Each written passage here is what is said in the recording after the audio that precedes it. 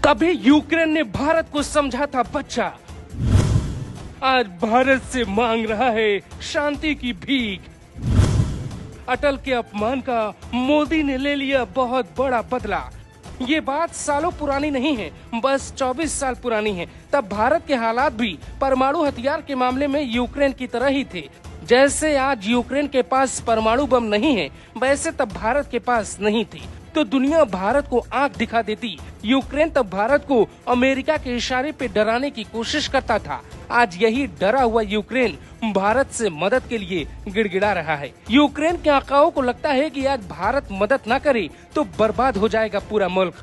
कहानी ज्यादा पुरानी नहीं है, करीब 2 दशक पहले ही भारत ने जब साल 1998 में परमाणु परीक्षण किया तो उसकी गूंज पूरी दुनिया में सुनाई दी। भारत के पास परमाणु हथियार नहीं थे जिससे दुनिया भारत को हल्के में लेती थी। 1998 में भारत के प्रधानमंत्री अटल बिहारी वाजपेयी थे जिन्होंने दुनिया को जवाब देने के लिए एक ऑपरेशन तैयार किया। इसका नाम रखा ऑपरेशन शक्ति। भारत को छुपकर ऑपरेशन के लिए सालों तक काम करना पड़ा। अमेरिका की सैटेलाइट भारत की निगरानी करती थी, लेकिन अटल बिहारी वाजपेयी ने पूर्व राष्ट्रपति एपीजे अब्दुल कलाम की मदद से वो कर दिखाया जिसका अंदाजा महाशक्तियों को नहीं था। भारत ने गुपचुप तरीके से परमाणु परीक्षण किया। इस सफलता पे अमेरिका बौखला गया। अमेरिका का पालतू यूक्रेन तब उछल रहा था, भारत को आंख दिखा रहा था। तब उसने ऑपरेशन शक्ति के खिलाफ अमेरिका के कहने पर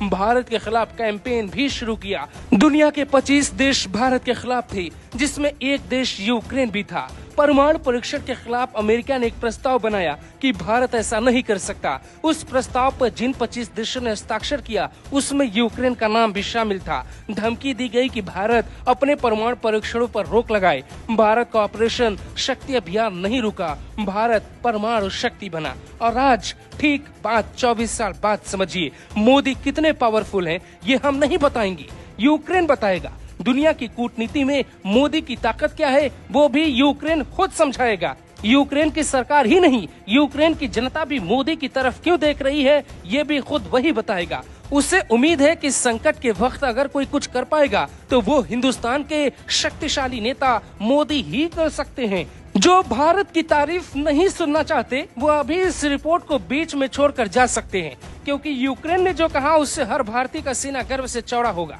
सुनिए यूक्रेन की एक एक बातें राजदूत ने क्या कह डाला। यूक्रेन के राजदूत ने कहा, हम भारत से मदद की गुहार लगा रहे हैं, वो इस संकट में हमारी मदद कर सकता है। मोदी जी दुनिया के सबसे ताकतवर और सम्मानित नेताओं में से एक हैं। नहीं पता कि दुनिया के कितने नेताओं की पुतिन सुनेंगे, लेकिन मोदी जी से मुझे काफी उम्मीद है। अगर वो अपनी आवाज पुतिन के सामने उठाएं तो पुतिन शायद इस बारे में सोचेंगे। मुझे उम्मीद है कि मोदी जी पुतिन को किसी तरह से प्रभावित करने की कोशिश करेंगे। इस मुश्किल हालात में हमें सिर्फ भारत बचा सकता है। यूक्रेन के राजपूत डॉक्टर इगोर पोलिखा का ये बयान सुनकर न जाने कितनों को बुरा भी लगा होगा।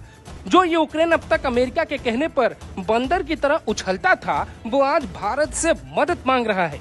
अमेरिका ने उससे जंग में झोंक कर ऐसा धोखा दिया कि उसकी अक्ल काम नहीं कर रही। अमेरिका से उसकी उम्मीदें धराशायी हुई तो भारत से गुहार लगा रहा है। वक्त का क्या गजब फेर है। आगे कहानी में कई और ट्विस्ट है, सुनिए। कहानी इतनी नहीं है, भारत क्या कर सकता है ये समझिए। 70 के दशक में एक गाना आया, मेरा जूता है जापानी, ये पतलून इंग्लिशतानी, सर पे लाल टोपी रूसी, फिर भी दिल है हिंदुस्तानी। मतलब समझा देते हैं, रूस के साथ भारत का रिश्ता हमेशा अच्छा रहा। इसका ख्याल सिर्फ भारत सरकार ने ही नहीं रखा, बल्कि हमारी फिल्मों और हमारे संस्कार में भी रखा गया और रूस की टोपी सिर पे रखी गई। इसीलिए कहा जाता है जूता जापानी है लेकिन सिर पे लाल टोपी रूसी है। जब दुनिया भारत के ऑपरेशन शक्ति का विरोध कर रही थी तब रूस ने खुल के भारत का साथ दिया था। भारत के साथ रूस की इस दोस्ती का वास्ता देखकर ही यूक्रेन मोदी से मदद की उम्मीद लगाए बैठा है। जिस यूक्रेन ने अटल बिहारी वाजपेयी का अपमान किया था वो आज मोदी से मदद मांग रहा है।